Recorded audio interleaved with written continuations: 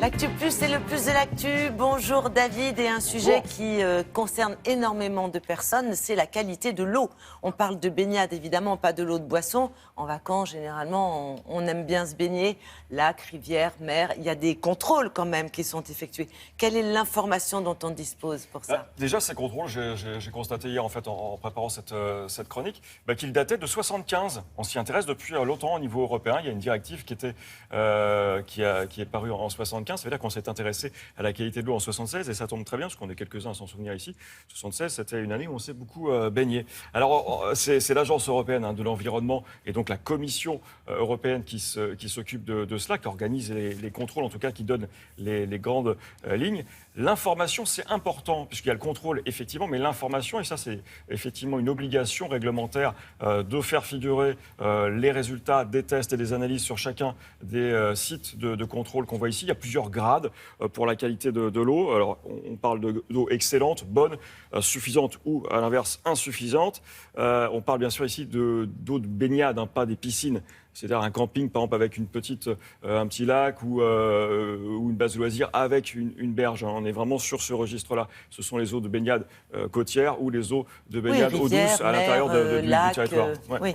Alors, il faut savoir qu'il y a une dizaine de contrôles qui sont organisés pendant la saison. La saison, c'est ici, en France, en tout cas, de mai à septembre. Donc, 10 contrôles. C'est le maire, généralement, qui s'occupe de cela, qui est en tout cas en charge de faire planifier ces contrôles. Les prélèvements, je suppose, et ensuite les analyses Exactement, labo. il y a des analyses, il y a des prélèvements. Alors tout ça est géré par en fait l'antenne locale du ministère de la Santé. C'est en fait l'agence régionale de santé. Ce sont souvent des agents de la DAS d'ailleurs qui se chargent des prélèvements. Et ensuite on peut confier donc l'analyse à des laboratoires qui sont de toute façon agréés, mais qui sont soit liés à l'État directement, soit indépendants. On cherche deux choses aujourd'hui quand on fait un test sanitaire pour les eaux de baignade, les entérocoques intestinaux et les Escherichia coli. Deux petites bactéries qu'on abrite bien gentiment dans notre intestin, voilà, et qu'on n'aime pas retrouver non plus dans l'eau de baignade, en tout cas en trop grande quantité. On n'aime pas trop, non, ça c'est certain. Non, on est d'accord. Pas du tout. C'est le genre de fréquentation dont on se passe. On peut éviter, oui, on peut éviter. Alors, il faut analyser en fait l'eau pendant à peu près 4 ans au même endroit pour ensuite pouvoir donner, comme je vous disais tout à l'heure, un indice bon, excellent ou autre. En France, on a quand même plus de 3300 points de contrôle, donc plus de 3300 lieux de baignade.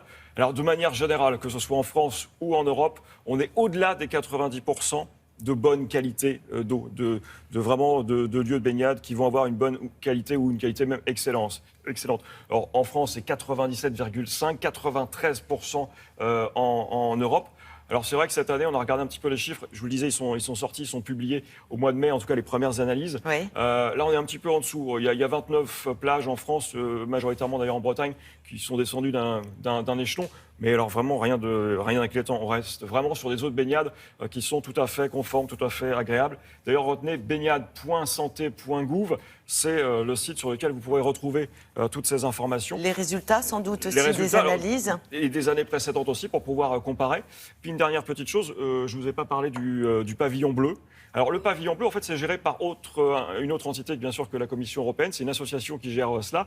Ça prend bien sûr en considération la qualité de l'eau, mais pas seulement, l'environnement aussi et le respect de l'environnement dans ces lieux de villégiature. Il y a 400 plages quand même cette année qui vont pouvoir afficher le pavillon bleu. Elles sont majoritairement en région Provence-Alpes-Côte d'Azur. Merci David, tout cela est tout à fait rassurant. On va parler littérature maintenant avec Olivia de Lamberterie.